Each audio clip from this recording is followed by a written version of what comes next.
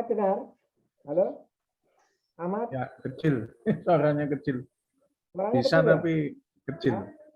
Oh, ya ini perlu ada alat lagi nih, Pak. Ini. Saya kok Tapi apa nih, Pak?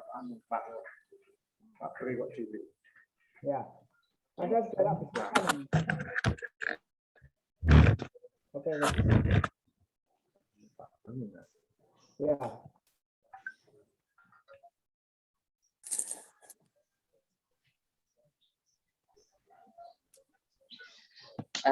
Informasi dari Pak Iqbal, beliau masih ngajar Pak Iqbal. Oh ya, enggak apa-apa. Membalas. Ya. Bisa didengar suara saya? Ini jadian Pak Panulu tadi. Iya, udah. Pri udah lumayan jelas. Oh, berarti memang perlu alat tambahan ini, Pak. Saya kuliah tapi kok lancar-lancar aja ya. Oke. Assalamualaikum warahmatullahi wabarakatuh. Waalaikumsalam warahmatullahi wabarakatuh. Terima kasih Pak Pradi sebagai pembimbing, Ahmad, dan juga teman-teman kita semua. Mungkin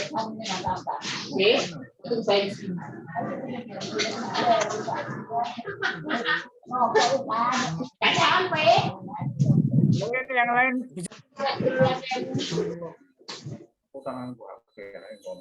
Suaranya yang lain di mute dulu ya.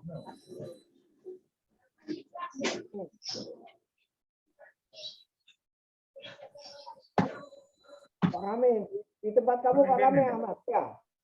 Kena aku tak nengkono.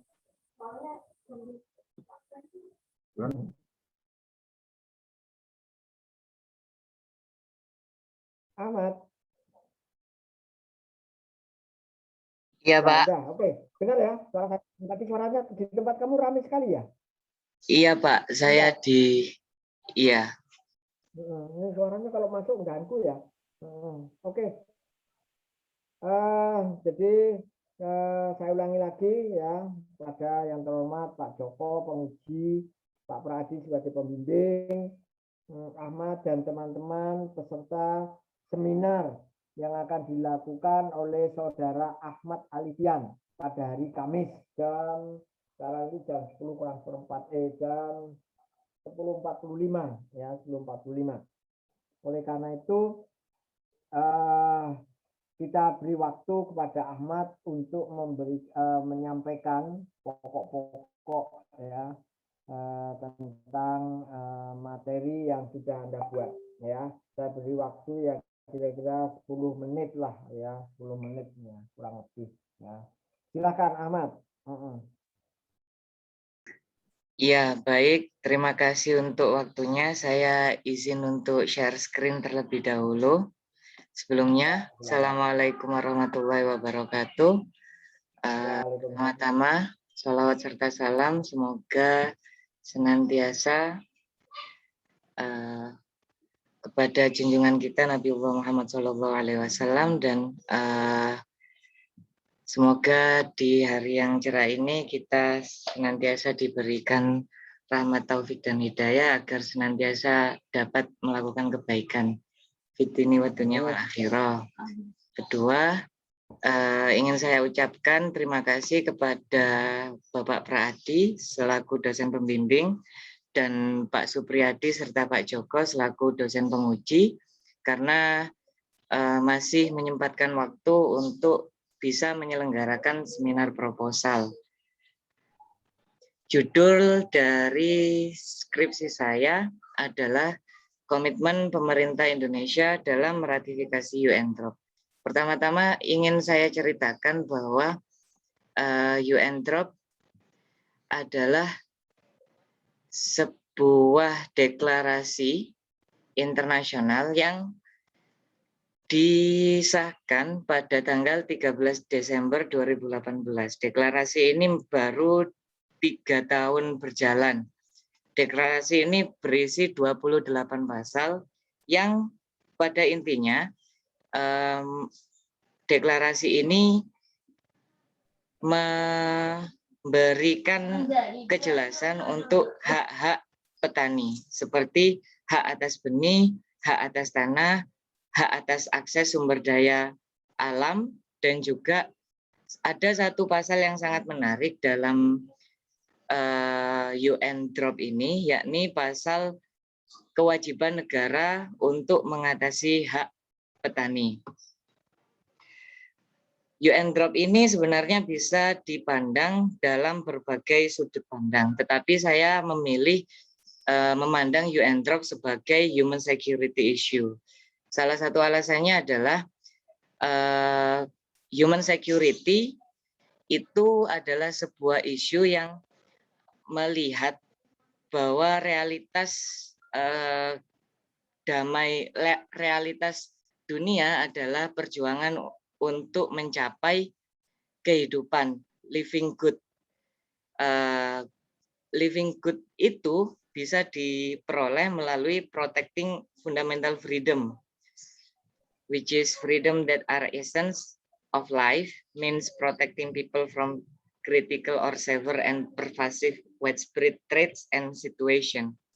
Maka dari satu statement ini ada satu pertanyaan yang dibahas dalam human security, yakni what is the very most fundamental freedom? Freedom yang diartikan sebagai kemerdekaan. Maka jawaban sederhana dari isu human security adalah freedom from premature preventable death. Tetapi hingga hari ini preventable death itu masih debatable. Karena misal ada satu ulasan bahwa apakah seseorang yang mati atau meninggal dunia karena kecelakaan motor itu preventable? Apakah seseorang yang meninggal karena kelaparan itu preventable? Ataukah seseorang yang meninggal karena dia memiliki beban mental, apakah itu juga preventable? Maka human security membahas hal ini dalam satu tajuk ilmu pengetahuan. Ada dua konsep dari human security. Konsep pertama adalah bahwa human security itu menekankan pada freedom from wants dan freedom from fear. Freedom from wants means freedom from physical, biological, and psychological needs. And freedom from fears means freedom from violence, poverty, and destitution. Selanjutnya, key konsep tadi dijelaskan dalam UNDP 1994 yang intinya bahwa human security itu ada 4 pilar. Pilar pertama adalah people-centered, yakni human security itu concern pada isu-isu masyarakat atau isu-isu individu. Yang kedua adalah universality, artinya isu ini tidak berbeda, entah ada di negara maju ataupun negara berkembang, entah di negara kaya ataupun negara miskin. Isu ini pasti selalu ada, karena isu ini adalah isu kemanusiaan. Yang ketiga mengenai prevention. Prevention berarti bahwa human security lebih menekankan pada prevent daripada mengobati. Karena prevent ini lebih murah secara biaya ekonomi, yang kedua lebih berdampak, yang dampaknya lebih sedikit. Yang keempat interdependence, yang artinya setiap pilar dalam human security itu penting. Maka dari satu kajian human security, saya menimbulkan satu gap, yakni saya mengutip satu kata-kata dari Bapak Agus Pakpahan yang bukunya berjudul Kemerdekaan bagi Petani, Kemerdekaan untuk Semua. Beliau mengatakan bahwa mengapa pertanian baik bagi peradaban, tapi justru tidak baik bagi petani? Mengapa setelah lebih dari 7.000 tahun pertanian berkembang, kehidupan petani justru semakin menderita? Inilah pentingnya keberadaan UN Drop. sebagai salah satu isu dalam human security. Kita tahu bahwa pertanian itu adalah satu hal yang paling fundamental bagi manusia, karena pertanian itu menyediakan sumber-sumber pangan pokok yang nantinya dari pangan itu manusia bisa berkegiatan. Maka kita tidak bisa membayangkan bahwa pertanian hari ini harus mendapatkan ancaman dari banyak hal. Pertama, pastinya pertanian sendiri adalah sebuah profesi yang sangat berisiko. Bagaimana tidak, pertanian itu dia tergantung sama alam dan iklim. Apabila iklim baik, maka dia bisa panen. Apabila iklim tidak baik, maka dia tidak bisa panen. Tetapi ada polemik politik yang menjangkiti sektor pertanian. Polemik politik ini misal yang salah satunya diatur dalam UNDROP adalah polemik hak atas benih. Kita mengakui bahwa ada hak atas kekayaan intelektual dan benih termasuk ke dalam haki tersebut. Tetapi keberadaan benih dalam haki itu ternyata menjadikan petani terdiskriminasi, karena petani yang sebenarnya memiliki hak atas sumber daya benih ternyata harus membeli benih itu dari perusahaan-perusahaan multinasional yang besar, dan mereka harus mengeluarkan kocek lebih padahal mereka bisa mengelola. Yang kedua, dengan adanya globalisasi, petani lokal ternyata harus bersaing dengan pertanian atau perusahaan agrikultur multinasional yang pastinya akan berimbas pada pendapatan petani. Bagaimana tidak, petani pasti memiliki angka produksi yang lebih mahal sehingga harga komoditas mereka lebih mahal.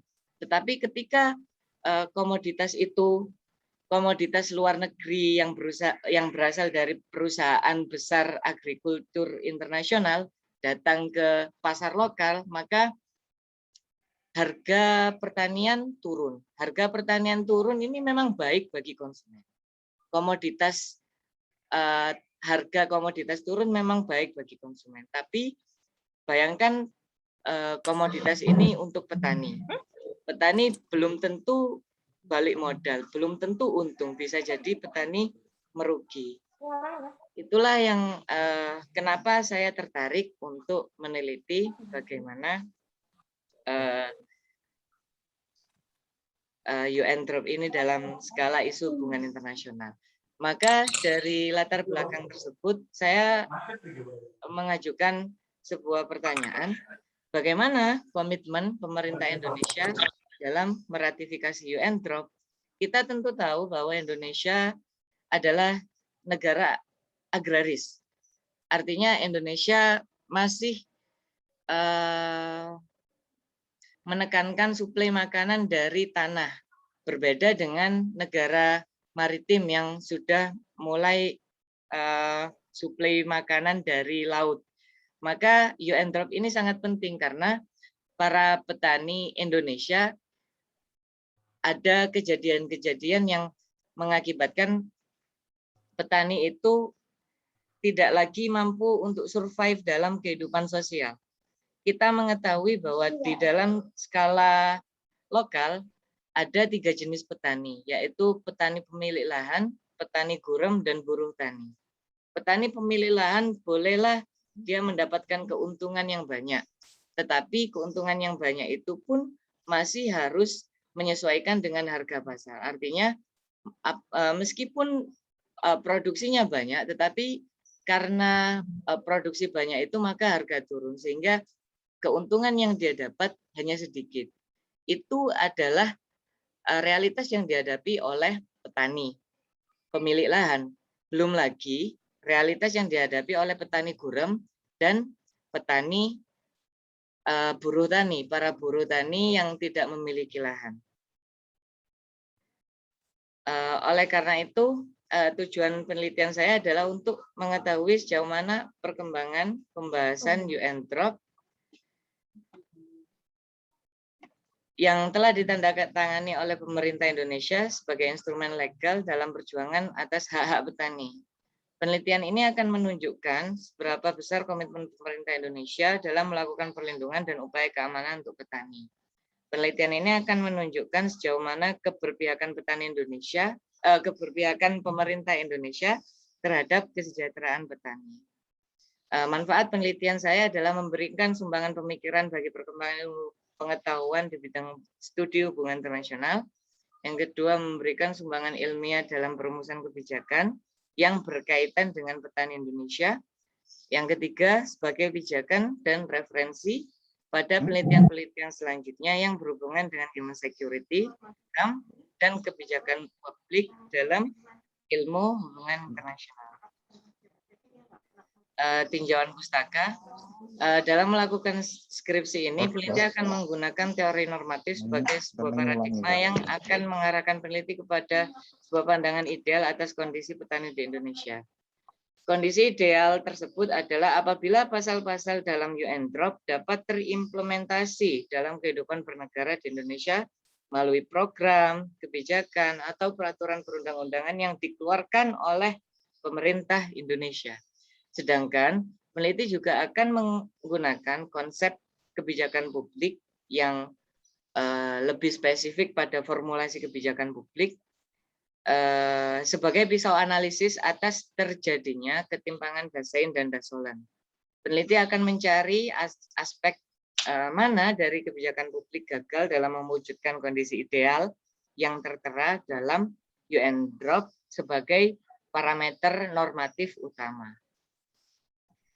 Metode penelitian. Penelitian ini menggunakan metode grounded theory research. Dalam melakukan penelitian, peneliti menyusun hipotesa dengan berdasar dari konsep, ide, dan lainnya. Untuk memverifikasi hipotesa, peneliti membandingkan hasil penelitian dan melihat apa yang terjadi selanjutnya dan bagaimana mencari pemecahan masalahnya. Pada penelitian ini yang diteliti pada awalnya adalah data sekunder yang didapat dari sumber-sumber literasi seperti buku di perpustakaan, jurnal ilmiah, maupun informasi di website, untuk kemudian dilanjutkan dengan penelitian terhadap data primer di lapangan. Lokasi penelitian saya adalah di Jakarta dengan 5 institusi pemerintah yang menjadi panitia rencana aksi nasional hak asasi manusia nomor 53 tahun 2021 pasal 4 ayat 2 tentang panitia Ranham, yakni yang pertama adalah menteri yang menyelenggarakan urusan pemerintahan di bidang sosial, menteri yang menyelenggarakan urusan pemerintahan di bidang hukum dan hak asasi manusia, menteri yang menyelenggarakan urusan pemerintah di bidang perencanaan dan pembangunan nasional, menteri yang menyelenggarakan urusan di bidang pemerintahan dalam negeri, dan menteri yang menyelenggarakan urusan di bidang luar negeri. Objek dan fokus penelitian. Objek penelitian yang ditetapkan oleh peneliti adalah kebijakan publik pemerintah Indonesia dalam upaya menjamin keberadaan hak-hak petani. Kebijakan bisa berupa program yang dilakukan oleh institusi pemerintah Indonesia maupun undang-undang atau peraturan yang ditetapkan. Peneliti akan berfokus pada perbandingan antara kebijakan yang diterapkan oleh pemerintah dan UNDROP sebagai parameter pembanding. Batasan waktu yang ditetapkan peneliti adalah tahun 2019 sampai tahun 2021. Batasan waktu tersebut mengacu pada awal mula UNDROP dideklarasikan hingga kondisi terkini. Teknik pengumpulan data. Peneliti pertama-tama akan mengumpulkan data sekunder dengan basis data mentah yang akan dijadikan pedoman wawancara. Data sekunder yang dibutuhkan oleh peneliti adalah program, kebijakan pemerintah, dan peraturan perundang-undangan yang berkenaan dengan isu petani. Selain itu, peneliti juga membutuhkan data statistik yang berkenaan dengan petani sebagai data pembanding. Selain itu, peneliti akan melakukan pencarian data primer melalui wawancara non-struktur kepada informan yang telah terpilih. Pemilihan informan berdasarkan purposive sampling yang telah disediakan peneliti. Data primer akan digunakan sebagai alat validasi penulis dalam menentukan data-data yang akan dimasukkan dan relevan dalam penelitian ini. Informan penelitian yang dimaksud adalah kriterianya pertama, berperan aktif dalam isu-isu kebijakan luar negeri dan kebijakan pertanian. Yang kedua, berperan aktif dalam isu-isu advokasi dan permasalahan petani. Yang keempat, memahami isu UN Drop. Yang keempat, mohon maaf, merupakan bagian dari institusi yang telah ditentukan oleh peneliti. Selanjutnya, keabsahan data. Peneliti akan melakukan triangulasi data. Triangulasi data yang dilakukan peneliti akan dilakukan dalam 4 tahap. Triangulasi sumber, triangulasi peneliti, triangulasi metodologis, dan triangulasi teoritis. Nah, triangulasi ini dilakukan pada saat peneliti menyusun proposal dan pada saat peneliti melakukan penelitian. Analisis data. Proses analisis data dalam penelitian grounded dapat dilakukan sembari pencarian data. Peneliti akan menggunakan metode open coding, sehingga peneliti memiliki fleksibilitas untuk mengambil dan membuang data yang perlu dan tidak perlu dalam penelitian. Data yang telah terpilih selanjutnya akan diklasifikasikan berdasarkan konsep yang digunakan, yakni teori normatif dan konsep formulasi kebijakan publik yang digunakan peneliti dalam melakukan penelitian ini. Begitu. Terima kasih. Sekian dari saya. Wallahul muwaffiq ila aqwamit thoriq. Assalamualaikum warahmatullahi wabarakatuh. Waalaikumsalam. Oke. Jadi ini pertama kali seminar proposal yang dihadiri oleh pembimbing dan penguji serta ya. Oke, sebelum nanti kepada penguji ya, sebaiknya mungkin ada di kita ini akan memberikan masukan-masukan bagi kesempurnaan skripsinya Ahmad Alidian. Silakan yang akan memberikan masukan.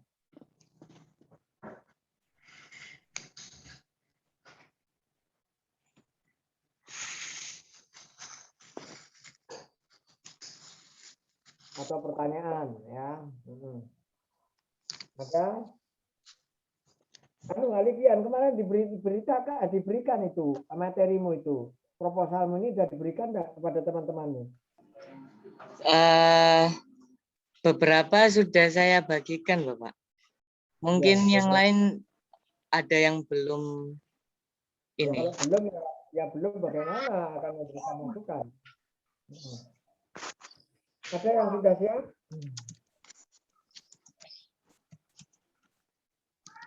Silakan kalau ada.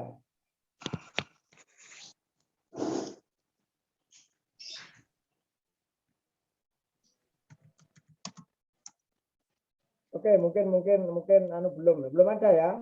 Ayo, mungkin ada yang mau memberi saran atau sekedar bertanya. Ya, dari enggak teman-teman sekalian. Ini gunanya seminar ini supaya tulisan Ahmad itu nanti kalau sudah maju itu akan lebih baik ya. Harapannya seperti itu. Jadi teman-teman itu berkontribusi untuk melihat baik dari tata tulisnya, redaksinya dan sebagainya. Ya. Ada nggak?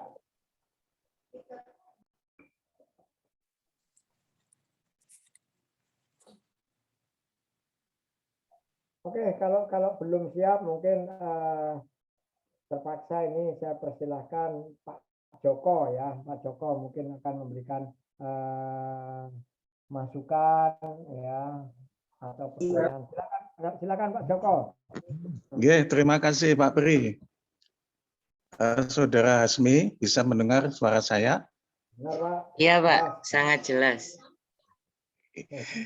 Di jurusan ini saya membaca materimu itu melalui laptop, tetapi ngomongnya ini pakai HP. Karena kalau pakai laptop gangguan terus. Sehingga laptop saya terpaksa saya off dan untuk membuka proposalmu. Kalau dari HP kan terlalu kecil, tapi untuk komunikasi pakai HP kan sangat clear. Ya.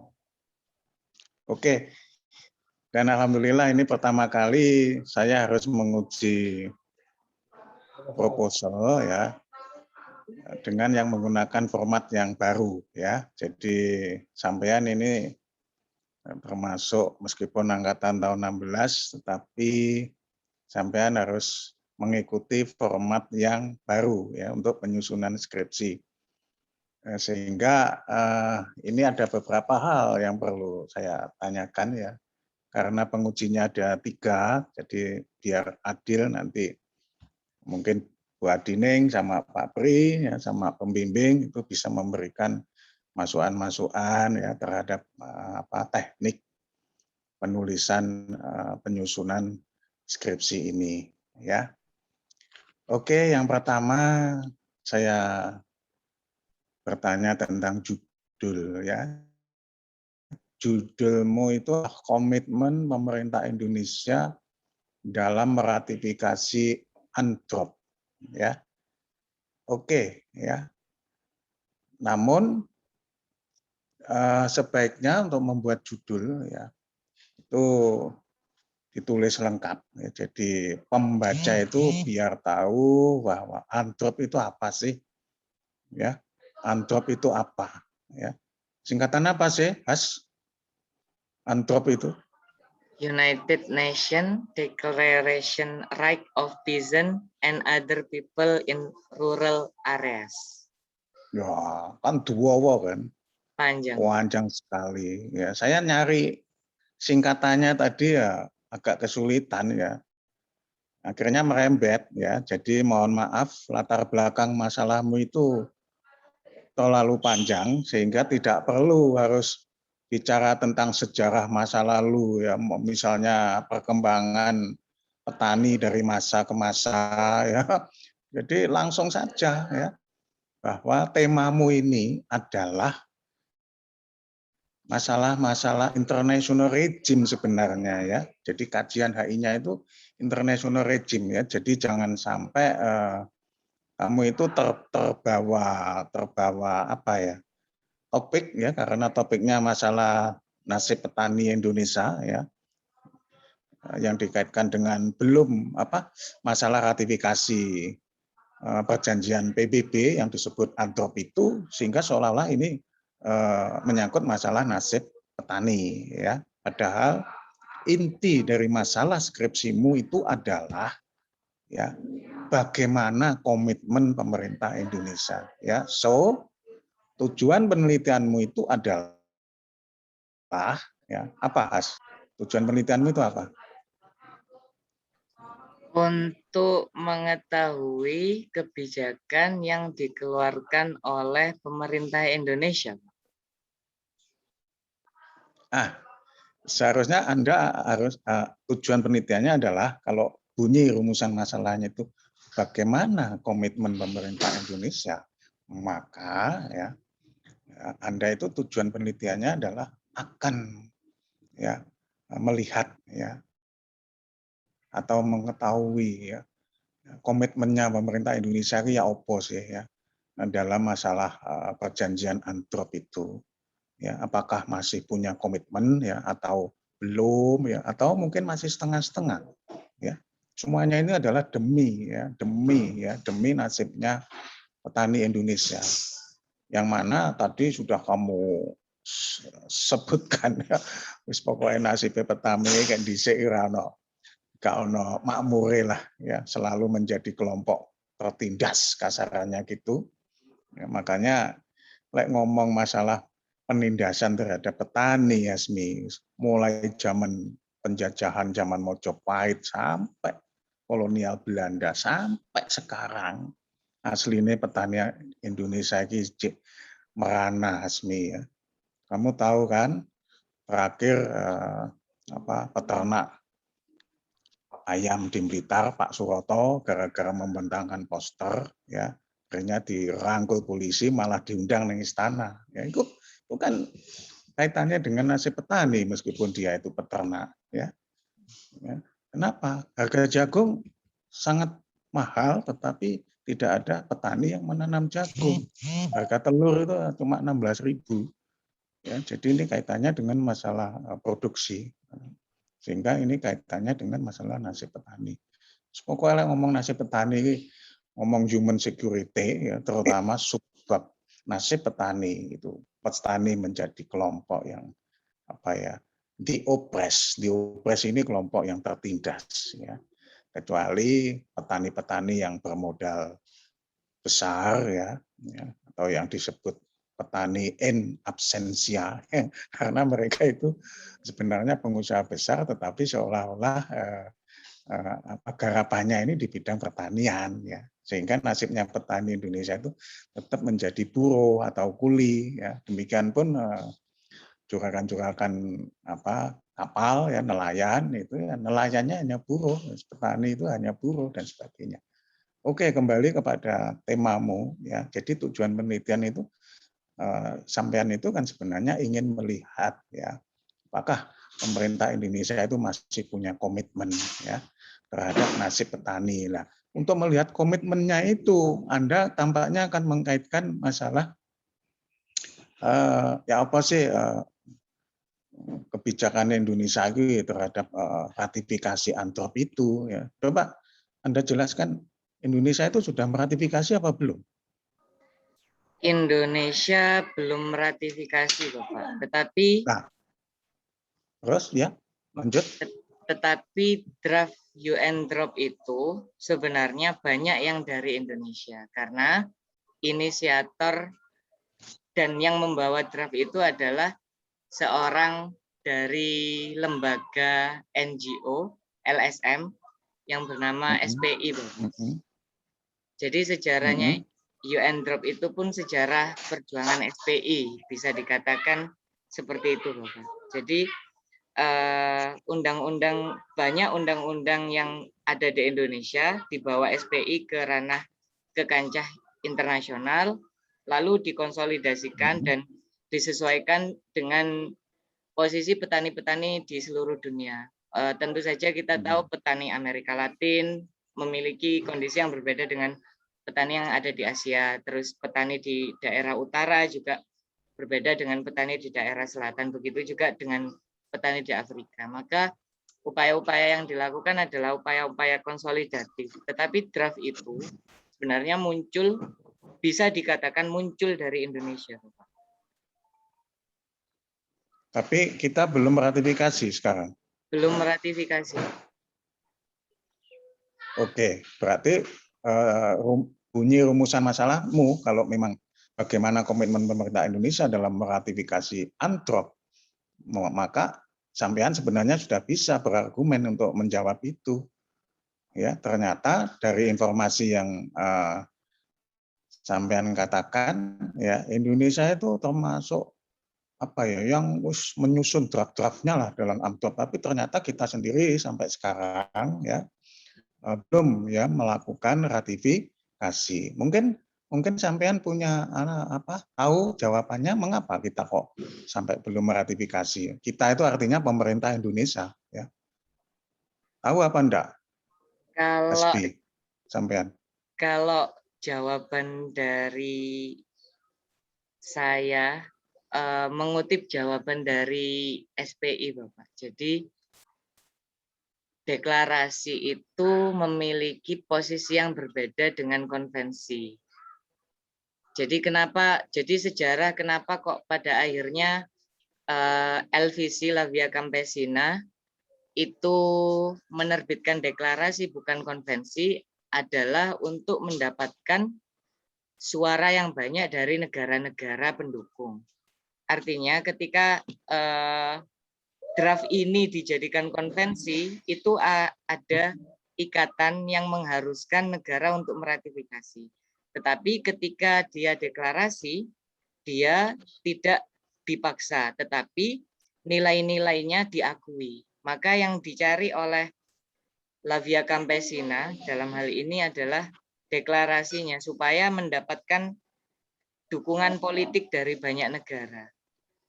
Jadi memang dari kondisi deklarasi itu sendiri tidak harus diratifikasi, meskipun bisa dikatakan tidak harus, bukan berarti tidak boleh diratifikasi. Mungkin itu jawaban saya, Bapak. Oke, kalau cuma sekedar ya akan membuat deklarasi, saya kira ya tidak perlu diratifikasi kan, kira-kira begitu kan. Lain kan dengan ketika Indonesia itu menjadi inisiator yang paling utama ya dalam FCTC ya, tentang tembakau, kerangka kerja tentang pembatasan tembakau ya. Tetapi sekarang Indonesia menjadi the only one ya, satu-satunya negara yang belum meratifikasi FCTC. Cina, India, ya, Brasil yang dulu juga belum meratifikasi, semuanya sudah kecuali Indonesia. Sehingga Indonesia menjadi bahan apa ya? Semacam guyonan ya, yang mana konon alasan pemerintah Indonesia tidak meratifikasi perjanjian tembakau itu adalah mematikan nasib petani tembakau ya, khususnya di Jember ya. Dulu anak-anak juga sempat mendemo. Ternyata itu tidak berkorelasi secara signifikan dengan cukai yang diterima dari tembakau ya. Jadi alasan untuk penolakan ratifikasi tembakau itu sebetulnya tidak masuk akal ya, sehingga Indonesia itu sekarang justru pemasukan hasil dari rokok dan tembakau itu kalah jauh dengan Vietnam, India, RRD ya. Ternyata mereka ini sudah meratifikasi ya. Kembali kepada punyamu, kalau memang ini undrop itu tujuannya adalah just to declare ya, menjadi semacam pernyataan untuk memperbaiki atau memperjuangkan nasib petani ya. Ya, sebenarnya yang dikatakan petani ini masih bisa kita tanyakan lagi ya, tanda kutip ya, karena namanya petani di sini itu seharusnya petani yang betul-betul pekerjaannya itu ya adalah di bidang pertanian ya, bukan petani yang duduk-duduk di rumah dengan modal yang sangat besar ya, sehingga mereka bisa memainkan kekuasaan ekonominya ya. Akhirnya mereka lah yang sebenarnya aktor utama ya di bidang produksi ya, di Indonesia. Makanya Pak Luhut Panjaitan kemarin dituduh ikut terlibat di tambang Freeport itu juga akhirnya melaporkan Haris Azhar selaku tokoh LSM itu ya. Karena jangan sampai elit-elit politik itu juga punya kepentingan terselubung ya, dan sebagainya ya. Jadi tolong ini permasalahannya yang menjadi isu sentral ini betul-betul diperhatikan ya, karena judulmu ini adalah komitmen, maka tujuan peneliti adalah ingin melihat ya, komitmen pemerintah Indonesia di dalam upayanya ya. Nanti kan goalnya, tujuannya itu kan adalah meratifikasi. Kalau judulmu itu begini ya, seolah-olah Indonesia ini masih punya komitmen ya untuk meratifikasi perjanjian PBB tentang petani itu tadi, atau yang disingkat dengan UNDROP ya.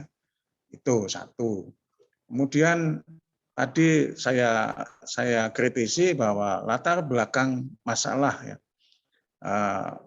tidak usah terlalu panjang dan langsung saja to the point ya, bahwa komitmen pemerintah Indonesia ya dalam upayanya untuk memperjuangkan nasib petani ya, dalam UNDROP itu misalnya masih memiliki kendala-kendala apa ya, sebutkan kalau memang ada kendalanya itu, apakah karena proses-proses politik dan sebagainya ya. Kemudian apalagi jadi UNDROP itu jangan disingkat Hasmi ya. Kemudian judul itu kan harus diinggriskan ya, diinggriskan ya. Itu tolong judulnya kok malah berbunyi Indonesian Government's Political Will ya. Komitmen saya kira still komitmen ya, bahasa Inggris komitmen itu artinya ya sama ya. On the ratification ya of UNDROP misalnya begitu. Oke.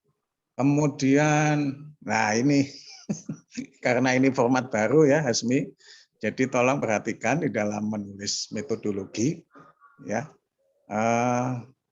Anda tadi bicara ngomong kalau dalam pencarian data ya, itu Anda datanya itu katamu tadi berupa data sekunder maupun data primer, betul? Iya, rencananya seperti itu, Bapak. Oh, rencana. Loh, kamu belum penelitian ini. Saya rencana. Kalau untuk ke data sekundernya sudah, cuma kalau untuk data primernya kan belum, Bapak. Kemarin saya ditegur oleh teman-teman mengenai penggunaan data primer. Katanya, mohon maaf, ini katanya teman-teman, kamu nggak mikir dah kalau perizinannya, birokrasinya itu sulit. Kamu serius dah mau pakai ini, data primer? Birokrasinya, kamu punya orang dalam tadi situ dan lain sebagainya. Ada statement-statement seperti itu yang membuat saya agak ragu untuk menggolkan metode saya ini. Ketika saya mencari komitmen itu dalam bentuk wawancara kepada Kementerian Komite Ranham yang saya rasa komite atau panitia tersebut memiliki otoritas atas ratifikasi UN Drop. Karena isu UN Drop kan isu human rights juga. Maaf, sebelum kita lanjutkan, kementerian mana yang akan kamu apa istilahnya? Kamu mintai data ya untuk melakukan wawancara itu kementerian apa? Kalau dari Perpres nomor 51 tadi Bapak ada 5 kementerian. Kemenlu, Kemenkumham, lalu ada Kemensos, lalu juga ada Kemendagri, terus Kementerian PUPR. Menyelenggarakan urusan PUPR, pemerintah di bidang kaitan. perencanaan pembangunan nasional. Jadi di dalam Perpres. Bappenas. Oh iya, Bappenas mungkin, Bappenas. Jadi di dalam Perpres nomor 53 tahun 2021 itu diatur rencana aksi nasional hak asasi manusia yang pada pasal 4 ayat 2-nya itu disebutkan ada panitia Ranham gitu. Panitianya ada 5 berisi kementerian-kementerian, Pak. Oke ya. Jadi tolong ya. Ini untuk teman-teman yang lain, setiap proses penyusunan skripsi ya. Jadi nanti setelah seminar, biasanya seminar proposal ya. Nah ini saya enggak ngerti ya, karena ini kan apa ya? Ini format baru ya untuk jurusan kita ya. Untuk teman-teman yang lain ya. Seminar itu kan sudah menjadi apa ya? Kalau ada seminar hasil kalau di jurusan lain, ya kita ini masih proposal. Ya, meskipun proposal, kita ini kan harus mencari data kemarin ya. Sampean itu kan harus mencari data. Nah, ketika mencari data itu seharusnya sudah memiliki izin penelitian Hasmi ya. Jadi sampean bisa mengurus ya ke Lemlit Universitas Jember.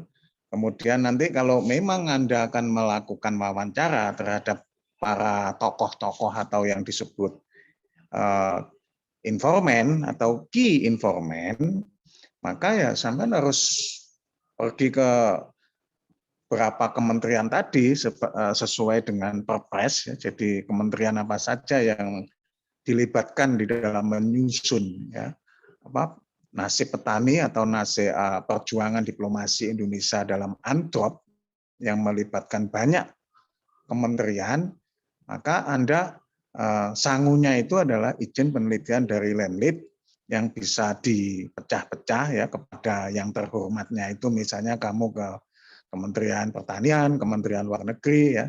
Kalau 5 ya kepadanya 5 ya, sehingga sampean nanti dengan berbekal itu ya pasti akan ditemui oleh bagian resepsionis dan diarahkan untuk melakukan wawancara terhadap pejabat-pejabat yang mewakili ya negosiasi-negosiasi di bidang Androp ya. Jadi prosesnya begitu.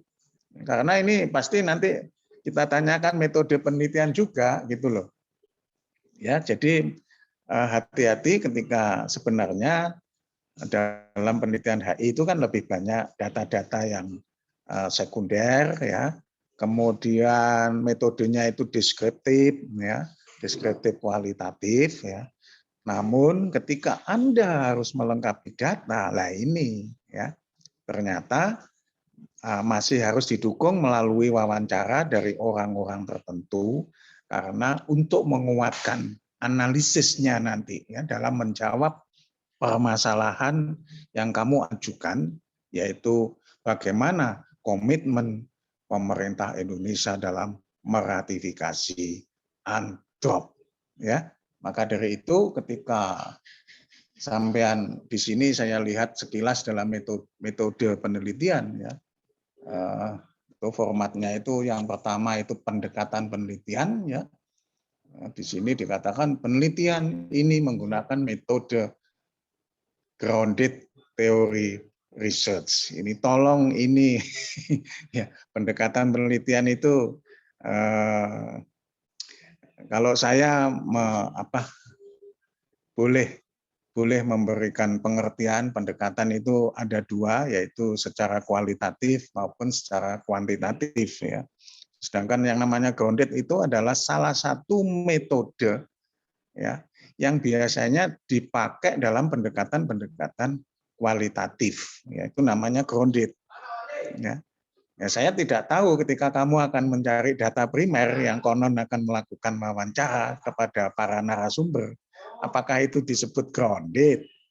Ya, jadi tolong nanti pengertian grounded itu dicek kembali. Ya. Jadi grounded itu adalah salah satu metode pendekatan kualitatif ya, yang memerlukan ini pendalaman terhadap subjek penelitian yang betul-betul mendalam ya, sampai disebut grounded. Grounded itu kan mendalam sampai ke bawah tanah, kira-kira begitu. Ya, contohnya ya penelitian-penelitian yang saya kemukakan itu ya, yang nyerempet-nyerempet, yang bahaya, yang sulit dilakukan ya, dengan teknik samplingnya, sebagainya. Kemudian ini penentuan lokasi penelitian ya. Ini kalau penelitian sosial yang lain jelas ya. Lokasi penelitian misalnya di lapangan ya, di wilayah Kabupaten Jember, Banyuwangi enak. Seperti sampean nanti menentukan lokasi penelitian ini kan banyak ya, banyak kementerian, misalnya Kementerian Luar Negeri ya, Kementerian Pertanian ya, Kementerian apalah di Jakarta ya, dan sebagainya. Jadi maaf, saya cuma mengkritisi itu saja. Nanti Bu Adining sama Pak Bri saya kira bisa menambahkan yang lain ya. Dari saya itu dulu Pak Bri, saya mohon maaf ya. Saya akhiri dari situ dulu. Terima kasih Pak Bri. Ya Pak Joko, terima kasih Pak Joko atas masukannya. Jadi tolong Ahmad itu tolong dicatat ya. Yang bisa saya catat tadi dari Pak Joko itu masalah judul. Yang pertama itu Androp jangan disingkat ya. Ada singkatannya ya. Terus yang kedua latar belakang tidak usah terlalu panjang.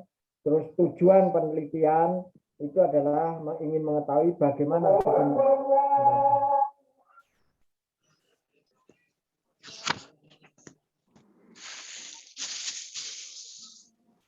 Pak, mohon izin menanggapi. ini masih saya mute ini. Iya, tempo hari apabila saya saya panjangkan Androp itu, Si saya Azan. terkena ini batasan kata dalam judul. Karena UN Drop Dengarkan itu, azan dulu, Pak oh Alfian. nggih, mohon maaf.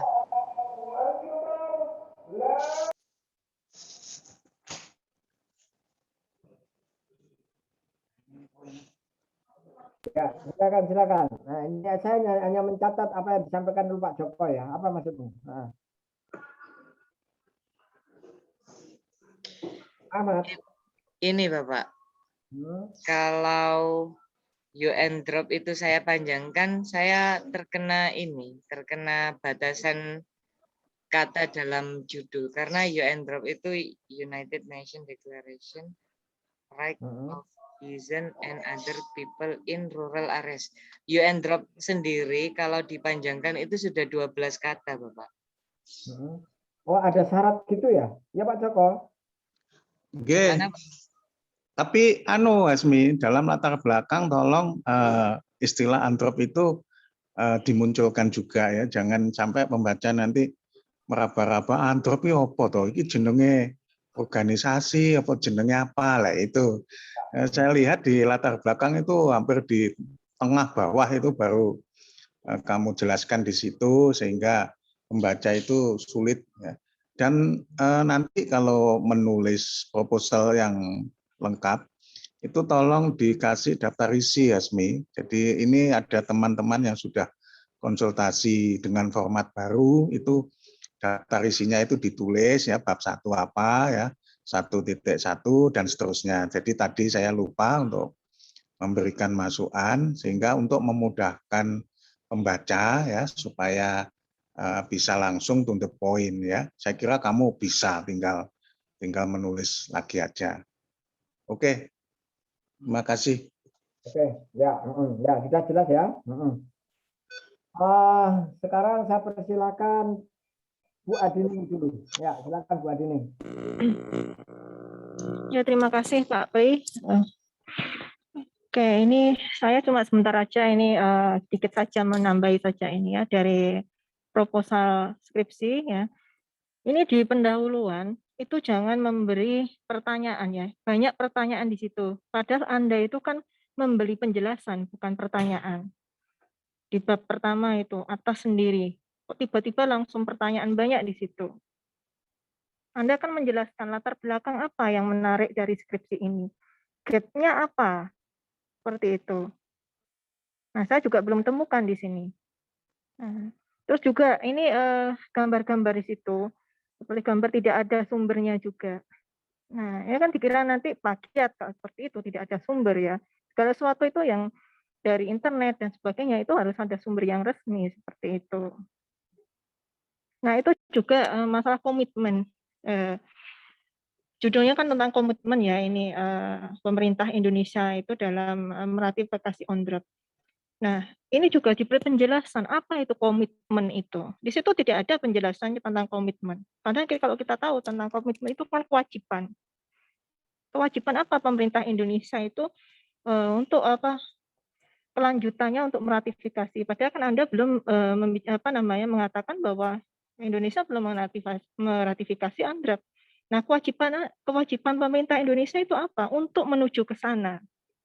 Karena kalau sudah diratifikasi itu menjadi hukum tetap di suatu negara. Nah, ini juga belum ada di konseptual ya pengertian komitmen itu apa sendiri. Jadi harus diperjelas dulu kalau itu sesuai dengan judul skripsi Anda. Nah, itu ya seperti itu. Nah, juga argumen utama. Apa juga argumen utamanya juga di situ? Itu kan tidak ada juga. Tujuan penelitian, terus kerangka konseptual, itu sudah ada. Tapi argumen utama itu Anda apa? Itu juga diperjelas. Daftar pustaka juga. Untuk judul, untuk sumbernya itu diberi juga. Itu namanya tidak hanya nama websitenya ini langsung disebut tanpa berurutan seperti itu. Nah, itu kan juga harus ada sumbernya namanya apa ya, menjadi rujukan itu, terus ini websitenya kan seperti itu. Jadi jelas ya. Nah, itu sumber-sumber itu juga harus resmi, jangan yang sumber-sumber yang bersifat provokatif, yang subjektif, seperti yang menggiring kepada sesuatu hal yang notabene itu tidak apa namanya imparsial seperti itu. Mungkin itu saja Pak Pri, saya menambah sedikit saja untuk sementara ini. Nanti kan ada perbaikan-perbaikan lagi. Terima kasih Pak Pri.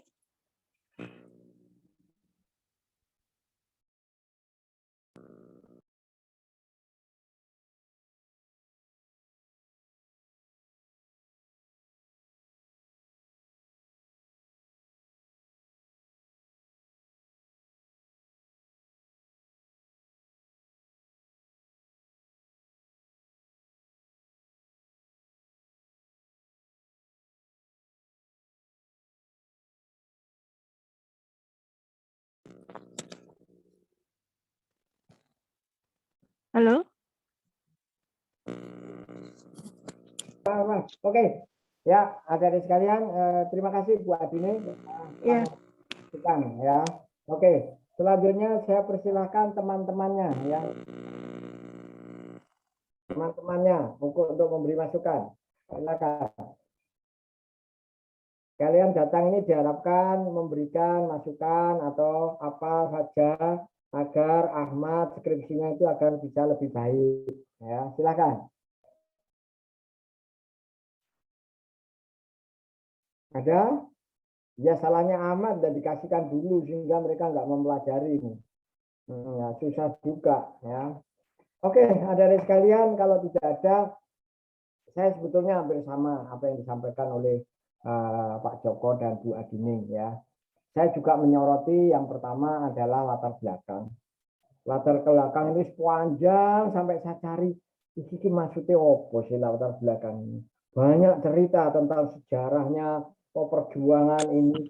Terus saya itu aku bingung ya, saya itu terus terang bingung. Ini maunya kemana? Ya, oke. Oleh karena itu ada sekali, Ahmad, tolong kamu latar belakang itu paling tidak kamu tuh tulis apa sih yang Anda itu tertarik kepada masalah ini, ya. Ahmad, dengar suara saya, Ahmad? Iya, dengar Pak, dengar. Sangat jelas Kak. Jadi yang pertama itu kenapa sih kamu kok tertarik pada permasalahan ini? Ya. Terus yang kedua, itu apa gapnya sehingga ini perlu kamu ungkap? Ya. Apa gapnya? Yang kamu katakan dasain, dasolannya itu apa di situ? Ya. Sehingga ini perlu Anda ungkap. Seharusnya seperti ini kok kenyataannya seperti itu. Ya. Itu tuh yang harus Anda ungkap. Oke. Sekarang kita kembali ke judul dulu. Ya, ke judul. Kalau kita sesuai dengan judulmu ya. Kamu mengambil judul di sini adalah deklarasi apa tadi judulmu apa sih coba? Judulmu adalah komitmen pemerintah Indonesia dalam meratifikasi UNDROP, UNDROP, ya kan? Benar itu judulnya. Benar Bapak. Benar. Terus permasalahannya, bagaimana komitmen pemerintah Indonesia dalam meratifikasi? Ya. Ini buka-buka lama Pak. Suaranya tolong.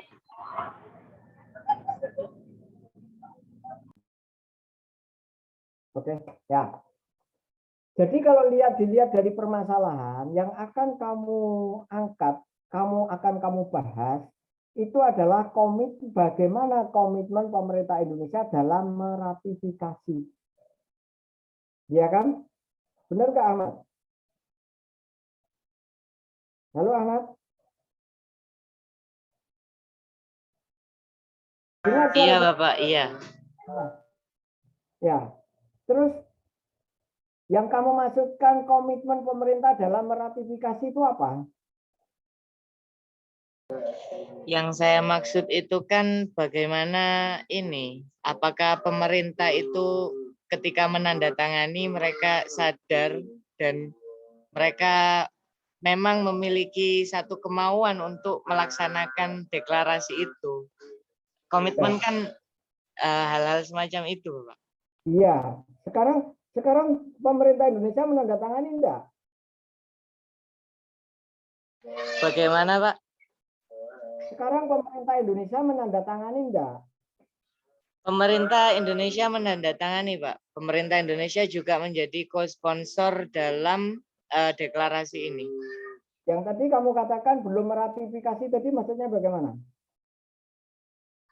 Bagaimana, Pak? Boleh diulangi? Kamu bilang bahwa pemerintah Indonesia sampai saat ini belum meratifikasi.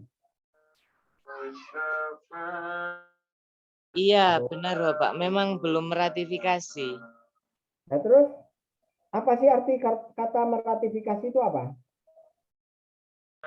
Artinya belum mengaplikasikan instrumen legal itu ke ranah domestik. Saya itu kalau melihat arti meratifikasi itu adalah menandatangani dan mengesahkan. Ya, dari kamus bahasa Indonesia itu seperti itu. Yang kamu maksudkan tadi belum meratifikasi itu apakah sudah menandatangani dia itu? Sudah mengesahkan juga? Oh, maksudnya penandatanganan ini, Pak, penandatanganan persetujuan deklarasi. Jadi pada deklarasi itu kan pada akhirnya dicari suara siapa yang setuju, siapa yang abstain, dan siapa yang tidak setuju. Ya. Nah, Indonesia itu menandatangani setuju untuk deklarasi ini. Coba ini diluruskan dulu supaya nanti tidak kacau ini. Ini memang di situ di dalam pemungutan dalam voting itu ada 120 negara yang setuju. Berarti itu Indonesia termasuk yang setuju ya. Halo? Boleh diulangi, Bapak, mohon maaf. Ya, ini agak susah ya. Suara saya apa enggak jelas, Bang? Di sini agak ramai, Bapak, soalnya. Jadi Atau ya saya teriak-teriak gini sampai susah saya. Ya.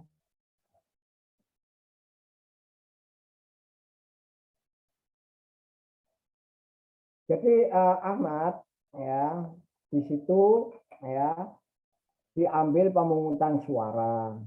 Ya, ada 120 negara itu menyatakan setuju. 8 menolak dan 54 abstain. Benar itu, Ahmad? iya, benar, Bapak. Tetapi ini hanya pada waktu voting aja. Ya. Oleh karena itu langkah selanjutnya adalah diratifikasi kan, ditandatangani dan disahkan. Iya kan? Iya, Bapak. Nah, sekarang Indonesia sampai saat ini belum meratifikasi, benar nggak? Untuk meratifikasinya belum, Bapak. Nah, makanya kan belum meratifikasi toh. Ya. Bisa diulangi lagi, Bapak? Mohon maaf. Saya mohon maaf sekali, Pak.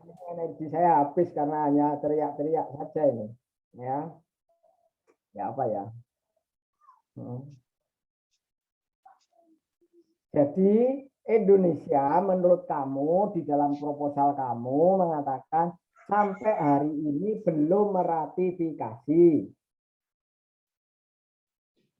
Iya, memang. Iya, iya, memang belum. Memang belum meratifikasi, Pak. Nah, makanya oleh karena itu pertanyaanmu dan permasalahanmu itu adalah bagaimana komitmen ya, bagaimana komitmen pemerintah Indonesia dalam meratifikasi. Berarti pemerintah belum ada komitmen karena belum meratifikasi. Kan seharusnya logikanya kan gitu sederhana. Iya, Bapak. Nah, iya kan? Apa itu yang akan kamu bahas itu?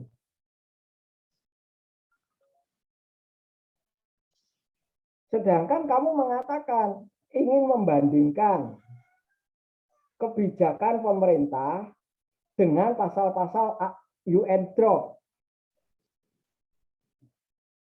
Kamu kan inginnya seperti itu sebetulnya kan? Padahal permasalahanmu di sini, kamu hanya menanyakan bagaimana komitmen pemerintah Indonesia dalam meratifikasi UN drop. bisa dikatakan pemerintah Indonesia belum berkomitmen karena belum meratifikasi. Kalau pertanyaanmu itu kan jawabannya seperti itu juga.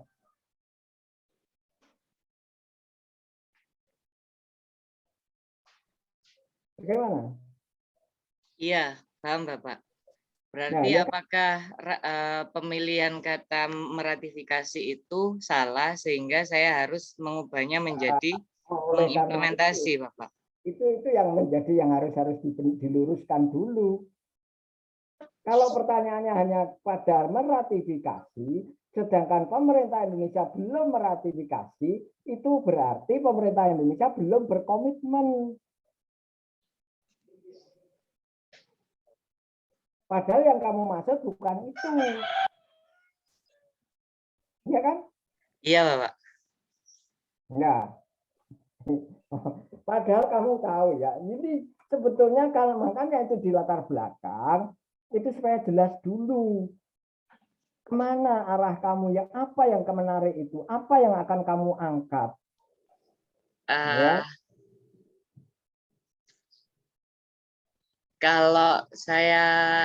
Kalau dalam pikiran saya itu begini, Bapak. Jadi ratifikasi itu kan proses untuk meratifikasi itu kan perlu proses birokrasi, mungkin prosedur-prosedur dan lain sebagainya.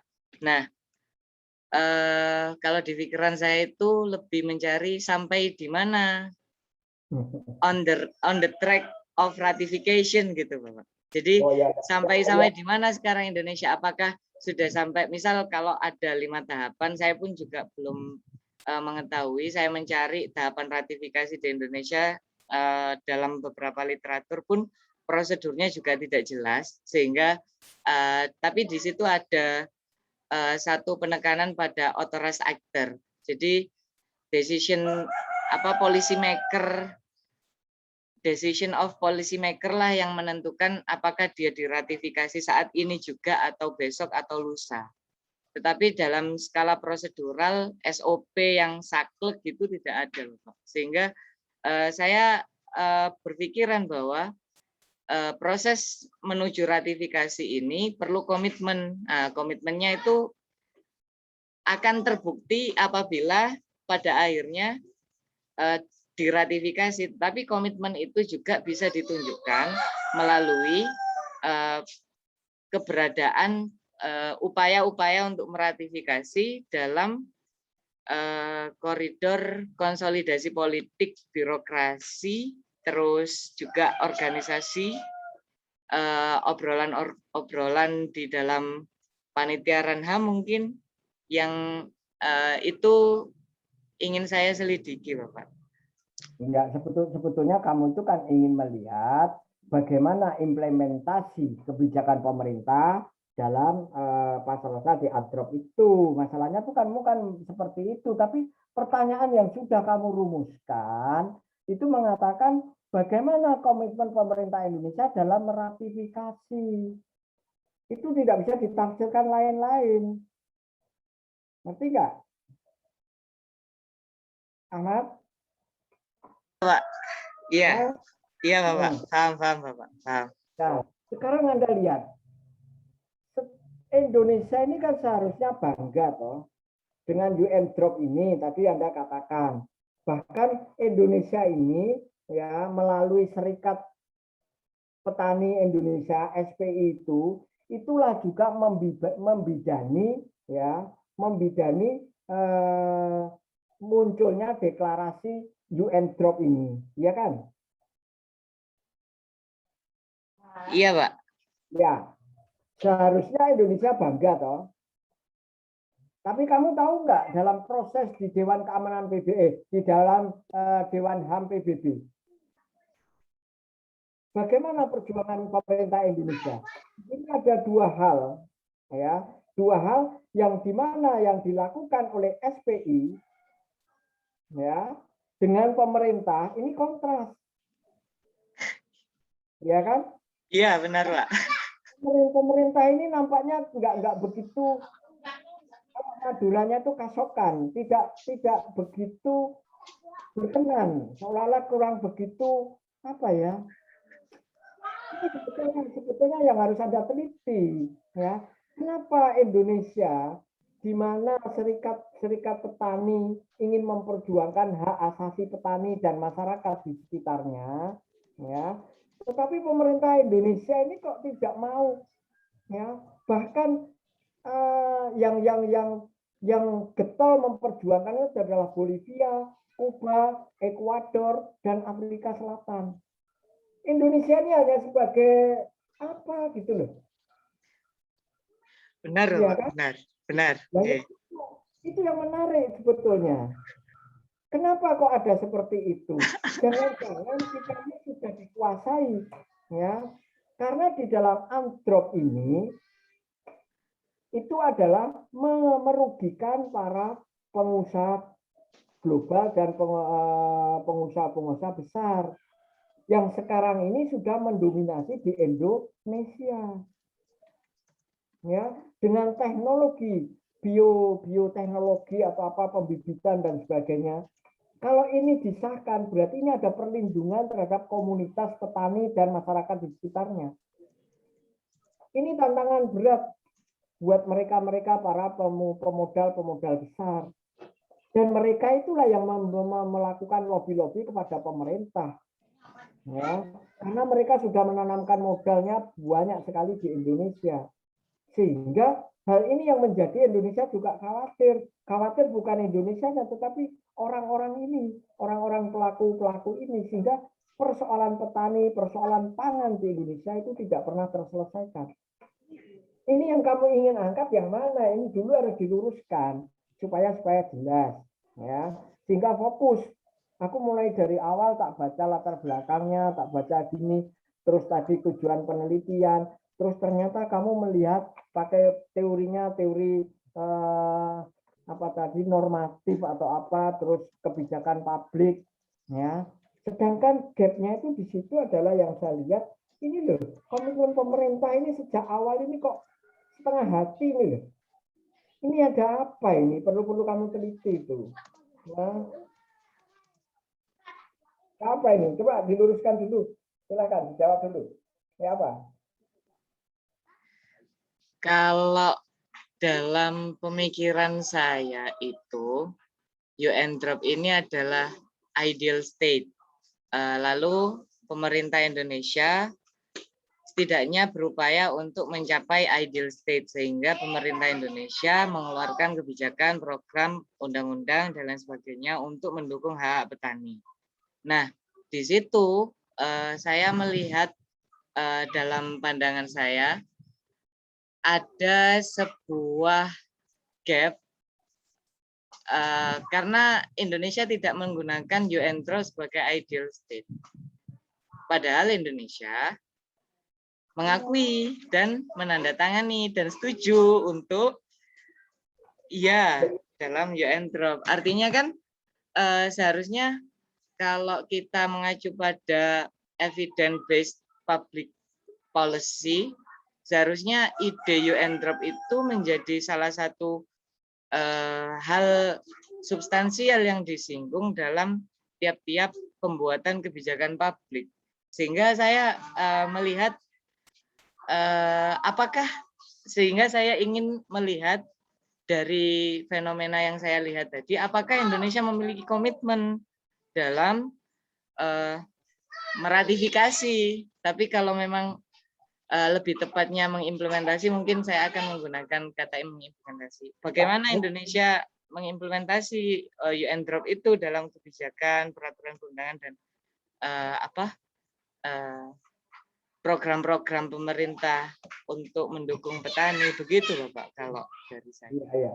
Tapi ini masalah menandatangani itu perlu ditanyakan dulu loh. Benar Indonesia menandatangani atau hanya menyetujui? Ini kan waktu itu kan voting kan.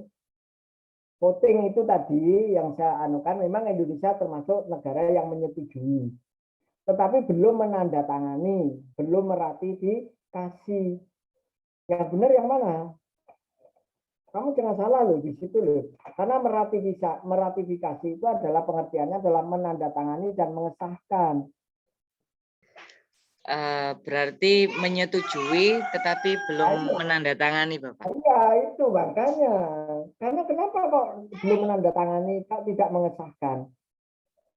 Ya, terus dilihat dari sejarahnya kok setengah hati. Ini sebetulnya menjadi masalah. Ini Indonesia itu mayoritas petani. Ya, tetapi kok semangat untuk memperjuangkan hak asasi petani kok setengah hati.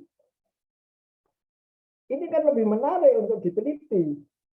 Ya, karena negara-negara yang menolak UN drop itu karena mereka mengatakan, oh pasal-pasal dalam UN drop itu sudah ada, sudah semua itu sudah ada, nggak perlu ada lagi lah.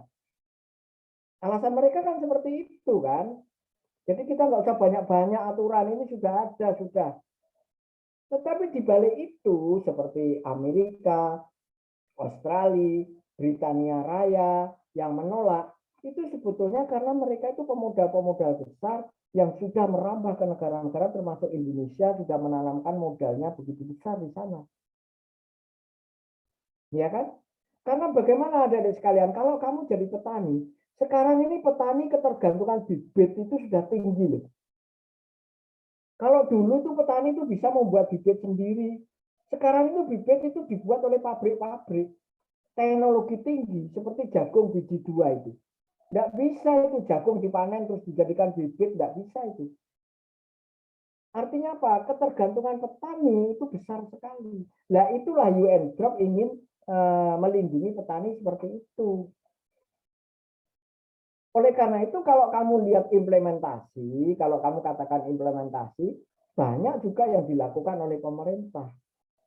Ya, bahkan diakui dengan apa yang dilakukan oleh pemerintah ya dalam masalah agraria, ada pembagian lahan berapa juta hektar misalnya satu contoh itu ya program apa distribusi 9 juta hektar lahan dan juga ada 12,7 oleh yang dilakukan oleh Presiden Jokowi itu adalah dalam rangka untuk melindungi itu. Tetapi persoalan yang sebenarnya di sini UN drop yang sangat ideal ya sangat melindungi para petani dari penindasan yang dilakukan oleh pemilik modal besar. Ini bagaimana dilindungi? Itu adalah di UN drop adalah perlindungan terhadap komunitas petani dan masyarakat yang ada di pedesaan. Ya kok itu yang penting, kok Indonesia kok tidak meratifikasi? Indonesia kok tidak getol memperjuangkan? Ini ada apa? Itu lebih menarik daripada kamu melihat kebijakan-kebijakan Indonesia dalam pertanian. Nah, ya apa itu? Artinya nanti kamu bisa mengungkap, oh ternyata masalah pertanian ini pemerintah ini otoritas dalam melindungi petani ini juga tergantung dari pelaku-pelaku ekonomi besar. Ya, mereka didikte oleh pelaku-pelaku pemodal-pemodal besar ini sehingga majunya nggak serius. Tapi dia tetap karena dia pemerintah, maka dia membuat kebijakan-kebijakan seperti distribusi 9 juta hektar yang dilakukan oleh Pak Jokowi. Ya, ini dilakukan. Tetapi bukan dalam rangka UN drop tadi. Karena UN drop tadi itu ada pasal-pasal yang itu tadi melindungi komunitas. Bagaimana? Bisa dikatakan iya, Bapak. Ya tapi terus bagaimana? Ini supaya menarik ya. Tapi enggak apa-apa. Itu terserah Ahmad ya. Ya. Yang penting saya harapkan Ahmad mulai dari latar belakang itu tolong sampai di argumen utama itu konsisten. Ya, termasuk permasalahannya, latar belakangnya, metodenya, tujuannya, teorinya itu juga konsisten. Ya. Nah, ini makanya rumuskan permasalahan itu yang benar dulu. Sehingga itu yang akan menentukan pembahasan. Ya. Itu masukan dari saya. Oke, mungkin dari teman-teman dulu ada mahasiswa? Terus tulisan ya Indonesia pakai huruf kecil itu saya baca itu ya, karena saya baru dapat tadi malam saya baca kok Indonesia pakai huruf kecil. Ya tolong itu dicek ya. Nah, Indonesia huruf kecil. Ya, ngerti? Dengar? Iya, Bapak. Terima Ya. kasih, Bapak. Bagaimana ada? Tadi ada Anugerah Eka Dina yang ingin berbicara, Bapak. Oh iya, silakan. Ini saya beri kesempatan ini. Anugerah, mana Anugerah? Bapak, mohon izin. Ya, silakan Anugerah. Sebenarnya pertanyaannya sudah banyak sudah diwakilkan oleh bapak-bapak sebelumnya, karena dari awal saya mengikuti dengan adanya tulisan komitmen itu, pertanyaannya bagaimana dan apa saja unsur dalam mengukur sebuah komitmen kan. Tapi pada akhirnya dijelaskan banyak sekali sama Pak Joko, Pak Pri, dan Bu Adining gitu. Terus di latar belakang tuh sebenarnya karena sudah dibahas banyak mengenai human security, saya berspekulasi bahwa kemungkinan akan bahasnya di ranah human security, tapi ternyata ada kebingungan antara dalam kancah internasional UN drop-nya itu dan sinkronisasi antara pemerintah Indonesia dengan kebijakan secara nasional sama posisi ratifikasi itu tadi gitu.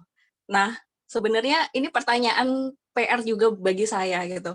Apakah lantas dari penelitian ini baiknya human security itu akan dibahas juga di landasan teori atau bagaimana ya? Mungkin berawal dari Eng mau jawab dulu gitu, maunya nanti teori konsepnya ini mau kemana gitu, karena tadi masukan-masukan udah banyak disebutkan oleh Pak Pri.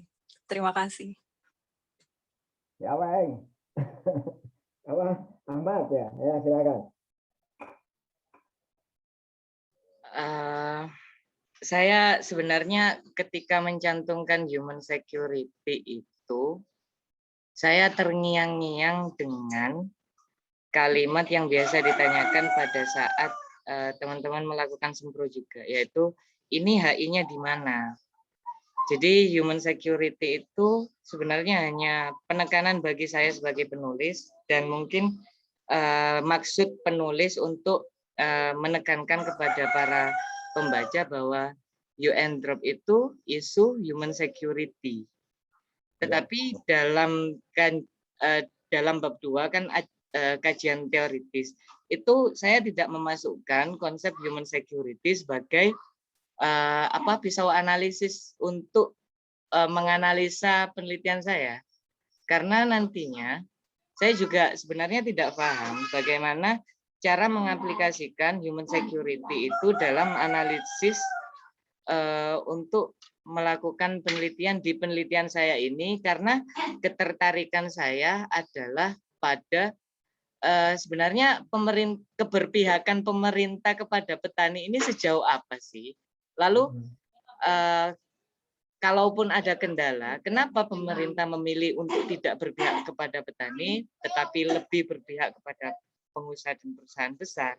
Apakah karena GNP atau GDP, atau karena alasan-alasan lain, intervensi asing, intervensi modal misal?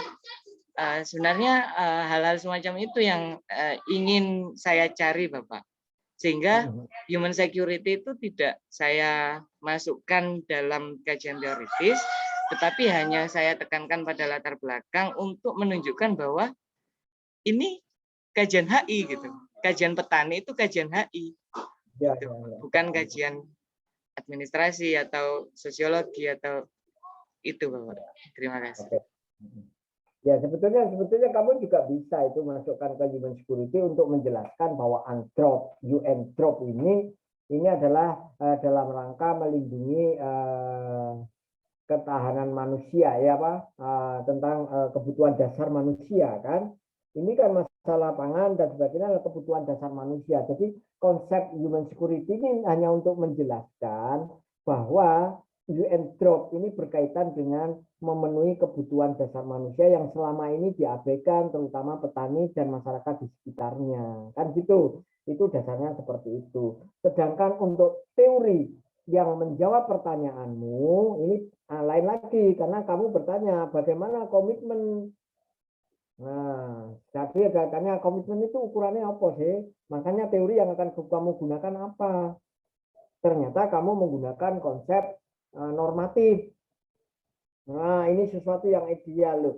Ini sebetulnya UN Drop itu juga ya normatif, tapi ini juga nyata, ini harus dikerjakan.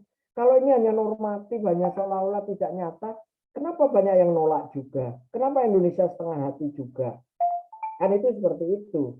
Oleh karena itu, ini bisa dilihat. Ini yang justru pertentangan yang menarik tadi, yang saya katakan tadi, apa yang kamu katakan tadi. Kenapa Indonesia, negara yang mayoritas penduduknya adalah di pedesaan dan petani, ya, tetapi komitmennya itu kok apa ya, ditunjukkan tidak mau meratifikasi, ya, artinya belum meratifikasi. Terus di dalam perjuangan dia juga tidak mau di depan, padahal dia termasuk dalam kelompok itu, justru negara-negara lain, ya. Sedangkan yang membidani UN Drop ini mulai dari pernyataan di Cibubur, ya, itu benar-benar dari petani-petani Indonesia yang tergabung dalam Serikat Petani Indonesia. Loh, kenapa perjuangan rakyat sendiri yang menganukan nasib sendiri, kok negara seolah-olah itu sebetulnya yang menjadi menarik untuk diteliti. Jadi itu akan bermanfaat. Nah, kalau Anda hanya melihat, oke, ini yang dilakukan pemerintah itu juga banyak. Yang bersinggungan dengan UN Drop itu juga banyak. Terus apa gunanya? Karena negara lain juga mengatakan, nggak usah pakai UN Drop, itu saya sudah lakukan juga. Oh, itu sudah ada di ketentuan-ketentuan di hak asasi manusia itu sudah banyak. Kan dia bisa seperti itu kan? Ya, oke. Ya, mungkin yang lain silakan.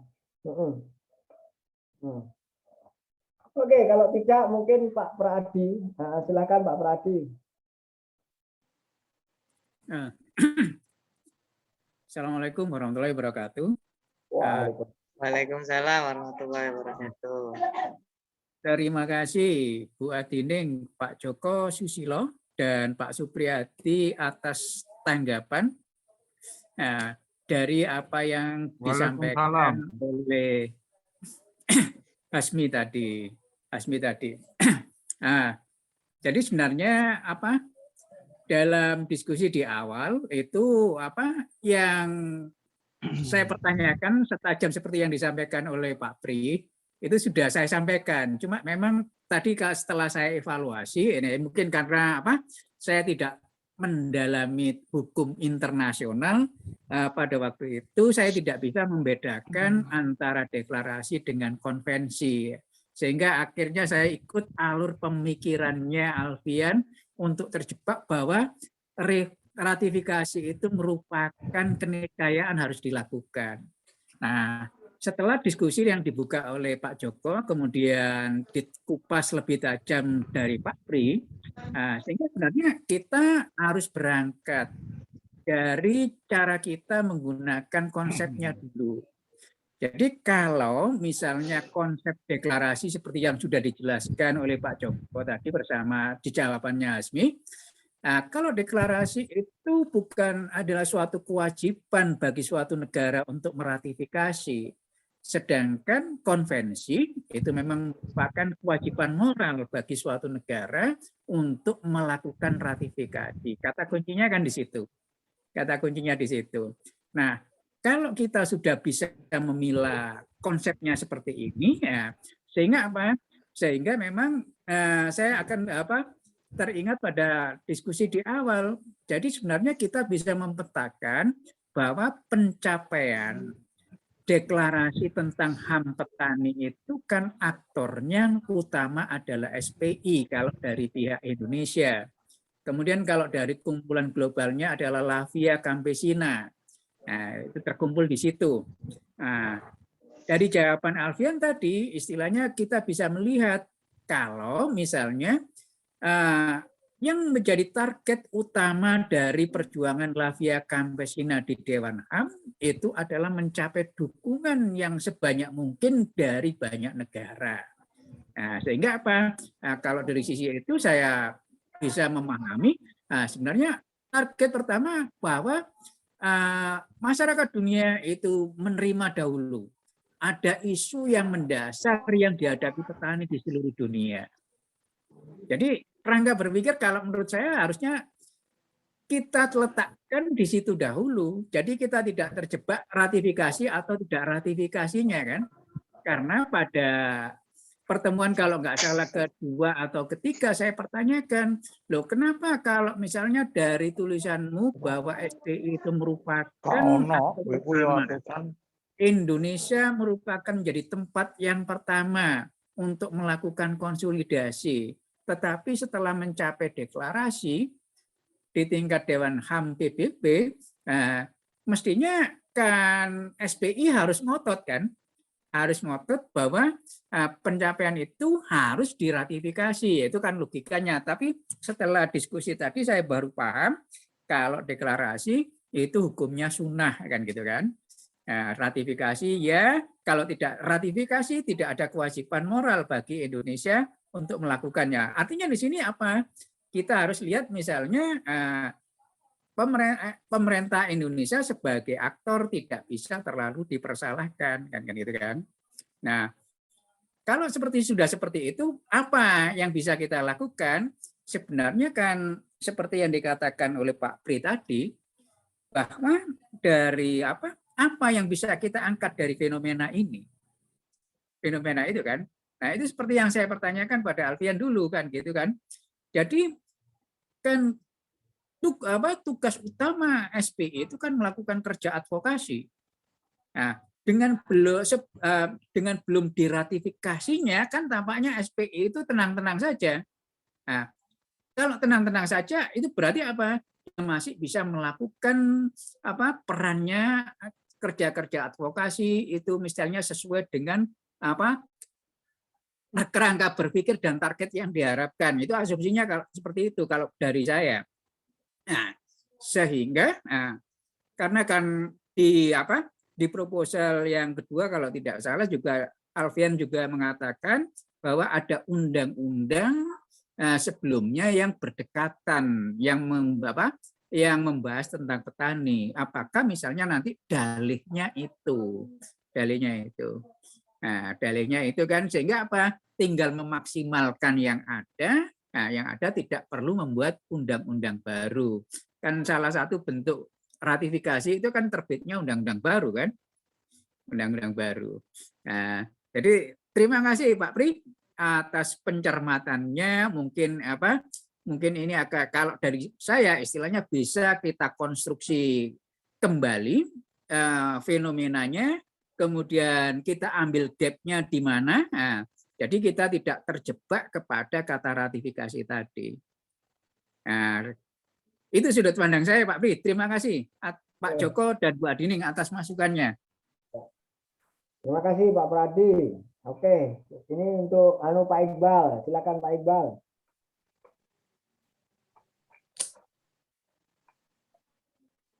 Ada Pak Iqbal?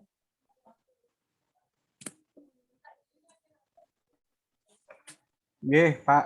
Ya, silakan Pak. Pri. Alhamdulillah. Mohon maaf saya ada gangguan kamera. Jadi terima kasih Pak Supriyadi. Saya kira apa yang tadi sudah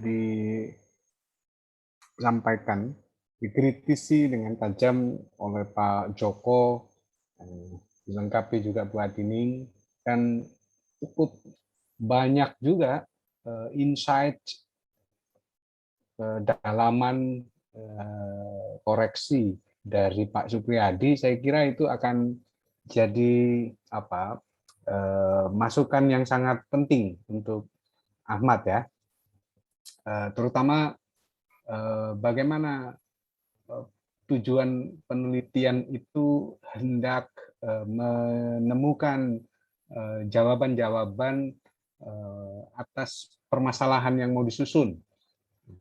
maka konsekuensinya adalah prosedur dan tahapan mulai dari pengumpulan data, lalu kemudian analisis data, yang itu merupakan bagian dari metode penelitian, itu juga menuntut konsekuensi yang harusnya prosedural dan harusnya tepat ya, karena ini adalah bentuk penelitian yang akan menentukan ke depannya nanti kualitas karya publikasi atau ilmiah Ahmad ini seperti apa.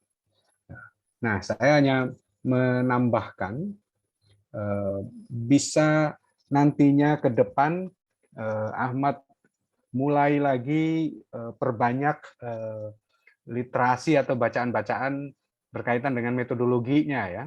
Nah, kalau memang ini adalah penelitian kualitatif ya, tadi sangat clear Ahmad menuliskan dalam proposalnya ini adalah penelitian kualitatif kan. Lalu data dikumpulkan dari dua sumber, data sekunder dan juga data primer gitu ya. Nah, maka konsekuensinya secara metodologi, kalau itu data primer ya, ini mungkin termasuk pula untuk teman-teman yang lain, bagian metodologi itu, bagian metode penelitian itu di bab 3, jangan sampai, saya berkali-kali ingatkan dalam ruang-ruang semacam ini, yang sangat terhormat ini, jangan sampai ruang metodologi itu diisi hanya definisi. Ya, misalnya pendekatan penelitian. Pendekatan penelitian ini adalah kualitatif. Penelitian kualitatif adalah menurut Sugiono, bla bla bla. Tidak begitu isinya. Analisis data menurut Miles Huberman adalah terdiri dari ya untuk kualitatif, conformability, bla bla bla dan seterusnya. Itu definisi. Yang benar adalah bagaimana proses kegiatannya, teknis pelaksanaannya. Jadi kalau misalnya penelitiannya adalah kualitatif, maka pengumpulan data dilakukan dengan teknik apa nih? Misalnya data sekunder pakai literatur review. Nah, literatur review-nya seperti apa prosesnya? Literatur utama apa yang digunakan di penelitian ini? Sebutkan literatur ya, bukan website, bukan internet. Buku teks, buku yang sangat relevan dengan topik penelitiannya. Jadi kalau misalnya Ahmad adalah kaitannya dengan studi ratifikasi atas isu agraria, ya, isu hak-hak petani misalnya, ya maka buku teksnya harus ada yang berkaitan dengan isu itu. Ya. Nah, kalau dibaca dalam proposal masih absen tuh, nggak ada bukunya, ya nggak. Lebih banyak sumber-sumber dari tulisan-tulisan lepas dan itu dari internet. Sangat diragukan kualitas keilmiahannya, itu satu. Nah, jadi proses literaturnya seperti apa, lalu terhadap literatur itu bagaimana memperlakukannya sehingga proses pengumpulan datanya dapat. Gitu. Nah, teknis mengumpul data, misalnya penelitian kuantitatif, ya, pengumpulan data dilakukan dengan metode survei. Nah, bagaimana survei ini dilakukan? Itu dijelaskan prosesnya, bukan metode survei adalah menurut Sugiono, lagi-lagi Sugiono ya. Bukan, tapi bagaimana proses survei itu dilakukan. Survei tentang ini, tentang petani, populasinya adalah populasi ini, teknik samplingnya seperti apa, simple random sampling, multi-stage random sampling atau apa. Nah, bagaimana prosesnya sehingga penelitian ini di bagian metode ini ketemu penghitungannya berapa N responden misalnya kalau kuantitatif metode survei. Nah, kalau kualitatif tadi kayak punya Ahmad, ada pengumpulan data dengan sumber primer. Nah, bagaimana sumber primer itu dilakukan? Pak Joko Susilo memberikan catatan-catatan penting dan menarik tadi. Nah, kepada siapa informan kuncinya? seperti apa pedoman wawancaranya sebagai instrumen penelitian. Kalau survei ada kuesioner penelitian. Nah, kalau kalau misalnya sumber primer dari penelitian ini apa, itu siapa, lalu metodenya pakai apa? Dijelaskan apakah observasi saja ataukah FGD, focus group discussion, bagaimana Anda melaksanakan observasi, melaksanakan focus group discussion itu yang perlu diuraikan secara teknis. Atau mungkin in-depth interview, wawancara mendalam. Nah, bagaimana wawancara mendalam itu secara teknis dilakukan supaya bisa terkumpul data dari sumber primer informan. Jadi bagian metodologi adalah menjelaskan proses kegiatan atau teknis pelaksanaannya terkait dengan penelitian Anda. Bukan definisi, entah itu Sugiono lagi. Nah, jadi ini yang keabsahan data. Tadi analisis data. Tadi muncul penelitian ini menggunakan analisis data open coding. Come on, what is the meaning about open coding? Open coding itu kaitannya dengan tahapan-tahapan berkaitan dengan upaya untuk menganalisis hasil transkrip wawancara. Gitu. Ada open coding, ada axial coding, lalu ada selective coding. Prosesnya ada 3 tuh minimal. Nah, tapi tiba-tiba Anda pilih salah satu saja, open coding. Ya nggak bisa. Ya, misalnya data wawancara kan berarti ada rekamannya, ada lalu ditranskrip. Rekaman dalam bentuk audio, lalu transkrip dalam bentuk teks. Nah, teks ini totally adalah verbatim. Masih misalnya suara dehem, batuk narasumbernya ada tuh, atau suara ae-nya ada itu. Nah, ini kan nggak perlu muncul di situ, ya. Tapi kemudian ditranskrip. Nah, keutuhan full verbatimnya ini disebut data raw data. Dari raw data Anda membuat proses tahapannya di kode secara terbuka utuh. Habis itu baru axial, kira-kira yang sesuai dengan bagian-bagian yang paling relevan, paling cocok untuk menjawab kebutuhan penelitian menggunakan wawancara mendalam. Baru kemudian selective coding yang dipakai untuk benar-benar sebagai sumber primer, misalnya wawancara Jokowi atas penegakan HAM, gitu ya. Lalu ditanya, Pak Presiden, bagaimana menyikapi pengaduan dari 57 orang pegawai KPK yang dipecat misalnya.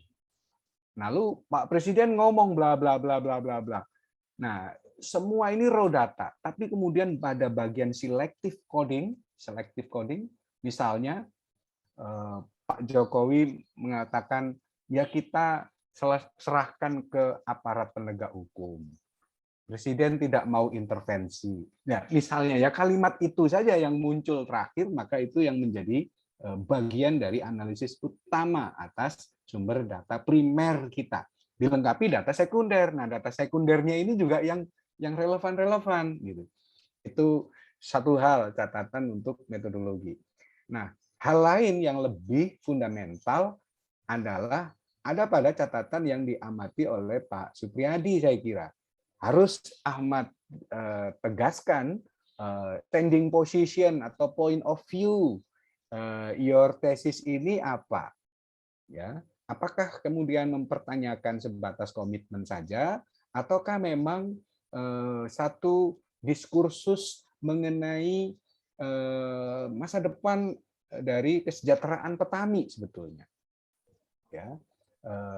Ini menarik kemudian kalau Anda melakukannya dalam konteks misalnya, kan ingat unit analisis dari studi HI itu kan bukan hanya individu, ya, ada juga unit stage, ya, ada juga unit sistem, sampai pula pada ideologi.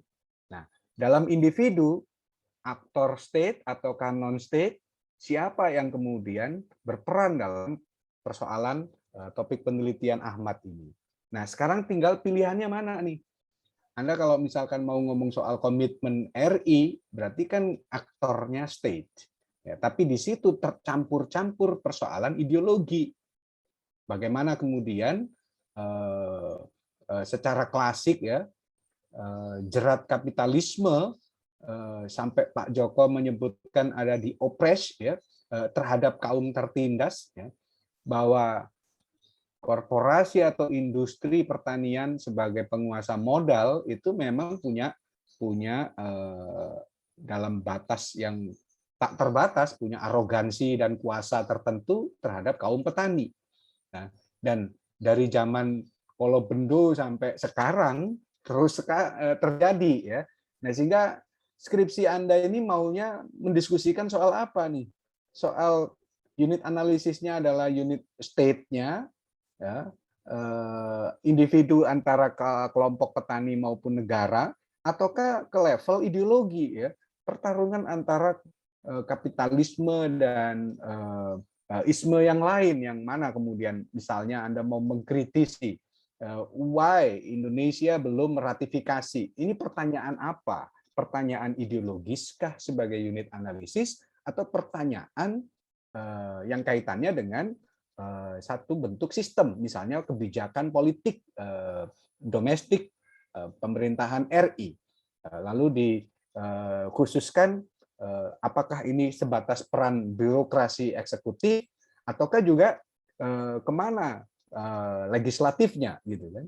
Nah, keberpihakannya kepada basis konstituennya, kan gitu. Nah, ini bercampur-campur nih.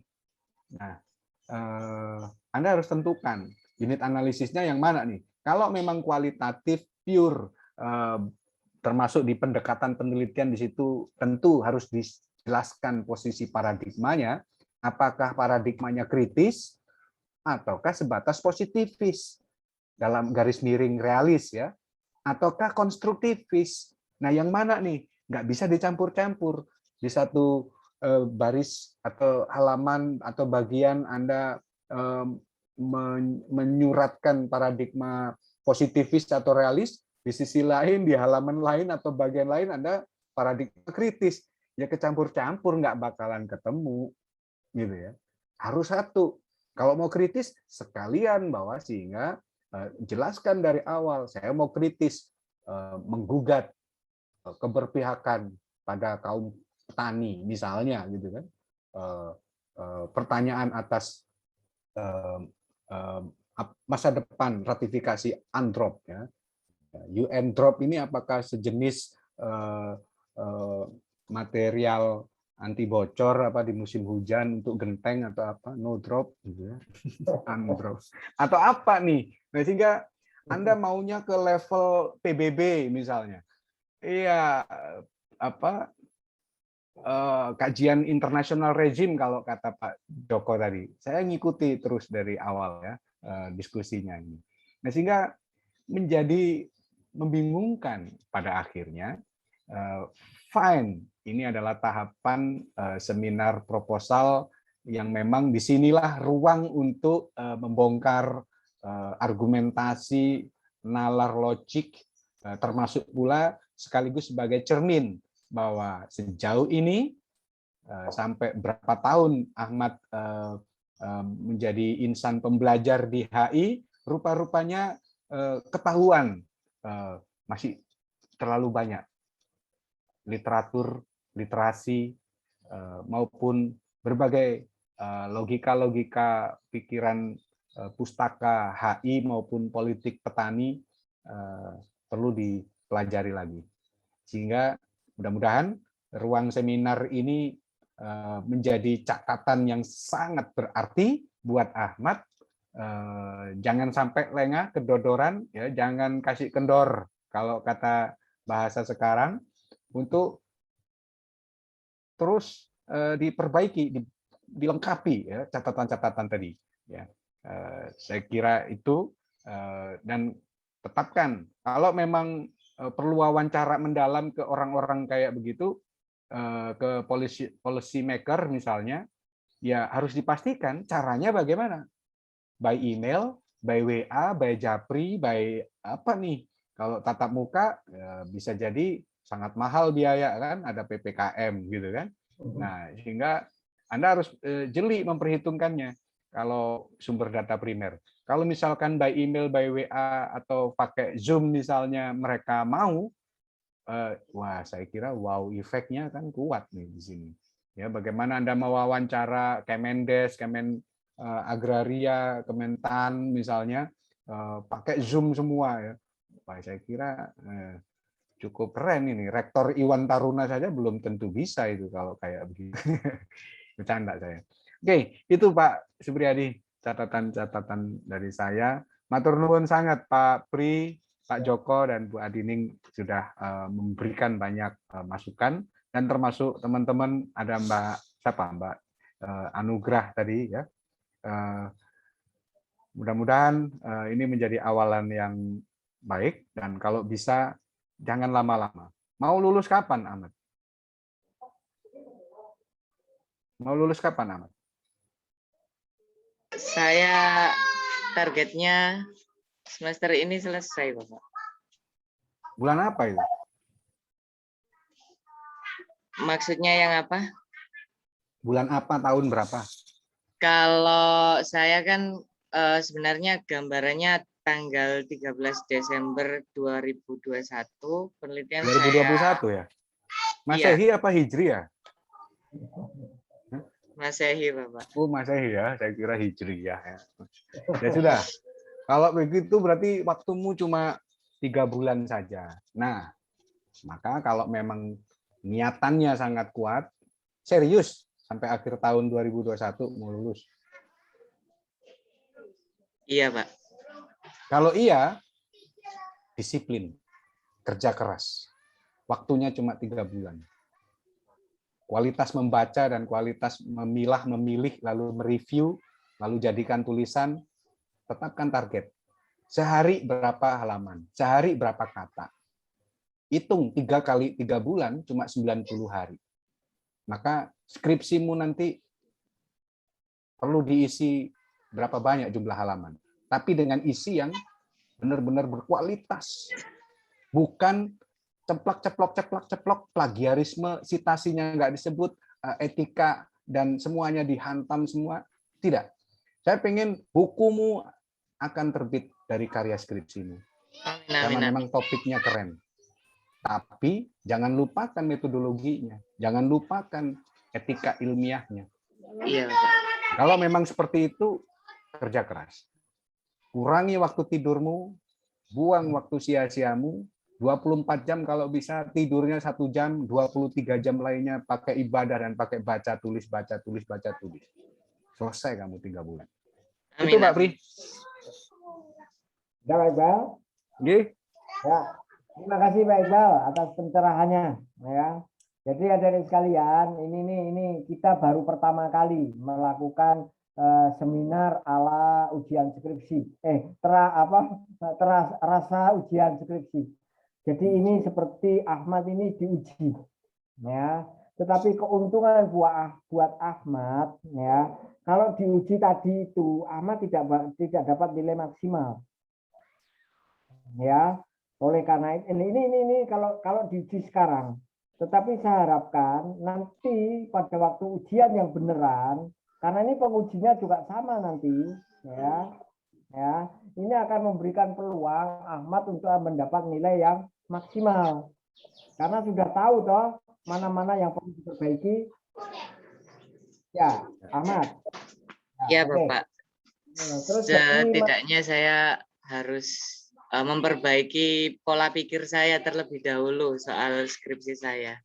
Mungkin nanti mohon bimbingannya kepada Pak Pradi dan Pak Iqbal. Oke, jadi saya lihat kamu mampu, ya, cuma nanti diarahkan lah, ya. Jadi nggak usah yang macam-macam ya. Kamu itu idemu banyak sekali ya, maunya kamu ambil semua, ya. Wah itu berat ya. Jadi fokus saja, fokus mana yang akan kamu anu, dan itu dianalisis secara mendalam. Saya tambahkan Pak Pri. Ya. Contoh sederhana begini Pak Ahmad ya. Kalau kamu mencampurkan antara paradigma kritis sama paradigma realis, ya, kamu makan tahu bulat digoreng dadakan 500-an gitu ya. Nah kalau realis kan punya uang 1.000, kamu dapat 2 tahu itu. Tapi kalau kamu campur dengan paradigma kritis, kenapa tahu bulat ini 500-an? kenapa tahu bulat ini digoreng dadakan? Iya, bertanya terus hingga nggak makan tahu kamu. Itu kira-kira. Terus benar Pak Pri dan teman-teman, pengujinya nanti di sidang akhir sama ya. Maka itu sebuah siratan doa. Doakan kami semua sehat panjang umur. Amin amin ya Allah, amin ya Allah. Lanjut Pak Pri. Ya, oke. Dan juga untuk adik-adik sekalian yang mengikuti seminar ini, ya. Jadi seperti Ahmad itu jauh sebelumnya proposal itu sudah diberikan. Jadi teman-temannya itu bisa membaca lebih cermat, ya. Aku juga baca itu juga ya, aku yang kemarin tak cari-cari kok enggak ada, baru tadi malam kamu ngirim tak lihat-lihat, agak sampai malam aku baca-baca itu. Untuk memahami apa yang kamu maksudkan itu susah loh juga, ya. Padahal tujuan itu bagus, ya. Oke. Jadi Ahmad, tolong itu tadi apa masukan-masukan, termasuk metodologi, termasuk dari Pak Iqbal tadi arahan-arahan dari Pak Pradi, Pak Joko, Bu Adini, ya, dan temanmu Anugrah tadi, itu tolong menjadi masukan untuk perbaikan pada waktu Anda nanti untuk maju ujian skripsi, ya. Jadi itu yang perlu beri. Sekarang Anda mulai fokus, ya, mulai fokus apa yang kira-kira setelah ada seminar ini, kok aku mempunyai pandangan ini yang lebih bagus ini, kerjakan itu, ya. Oke, dengan bimbingan pembimbing, ya. Oke, adik-adik sekalian, terima kasih semuanya, ya. Pak Joko, Bu Adini, Pak Pradi, Pak Iqbal, ya. Kita sudah pengalaman pertama ujian proposal atau seminar, saya juga nggak ngerti ya. Karena tadi itu saya pikir ya seperti seminar, kok terus saya yang harus memimpin sidang ujian skripsi dan ya ini tadi kayak gini nih kalau ujian kamu nanti Ahmad, ya sama ujiannya tuh nanti intinya ya kayak gini nih, ya. Jadi saya malah merasa ini lama loh, ini termasuk juga cukup lama ini. Oke, itulah adik-adik sekalian. Terima kasih Bapak Ibu sekalian dan teman adik-adik mahasiswa Ahmad, ya. Terus seperti pesan Pak Iqbal tadi, kerja keras, ya, jangan berhenti sehari kamu kehilangan waktu seminggu, karena mood mengembalikan lagi nulis itu kalau berhenti itu hilang, ya. Apa yang sudah ada di benak Anda, ide-ide itu akan hilang kalau Anda berhenti, ya. Jangan coba-coba nanti sehari saja dulu, itu nanti kamu akan kehilangan waktu seminggu untuk mengembalikan lagi. Oke, saya pikir saya akhiri sekian aja.